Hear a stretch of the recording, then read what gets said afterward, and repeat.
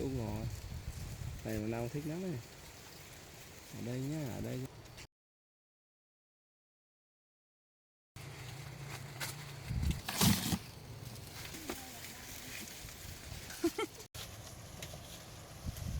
Ở đây có ai còn xây ở dưới kia họ vẫn làm. Biết đấy. Bây giờ ai còn ăn nữa.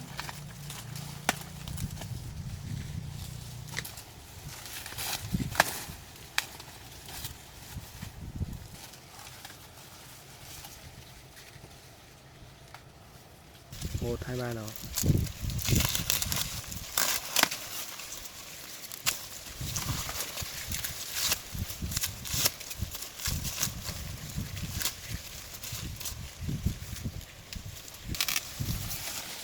Ôi, cái này nó tự tắt à?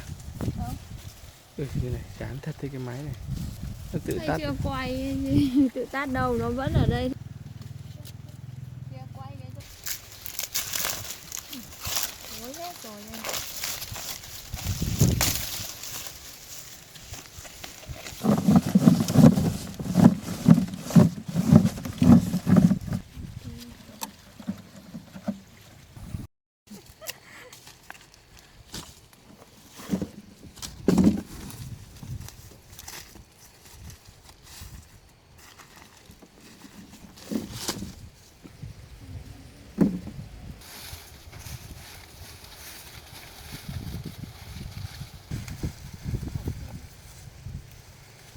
Hai con chim.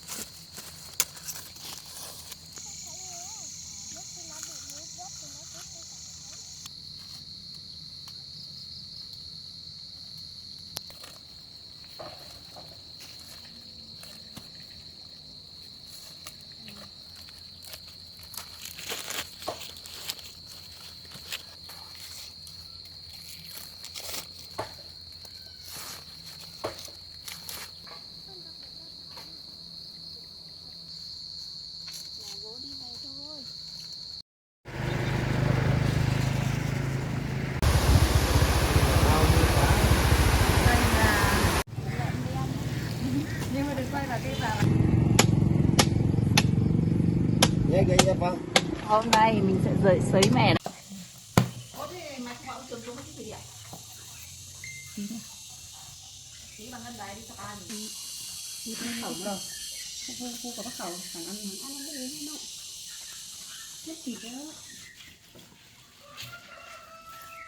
Cái nào nhất là cái phục thì không ngay mà đó.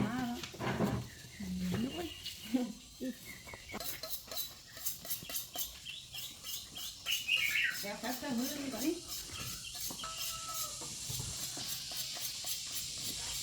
Cái này thì xin nghe hả? Các con nhá, cô đi một tí.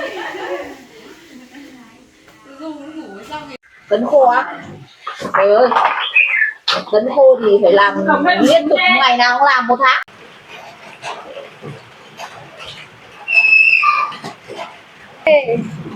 Hôm nọ 5 cân thì trả hết cả 5 cân. Mưa nó làm nó tiền cũng đã tiền.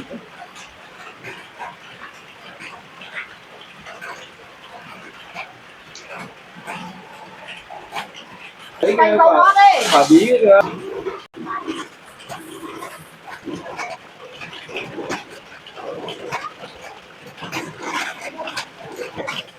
Mua bia về rồi nó thịt thấy chưa có đâu ra là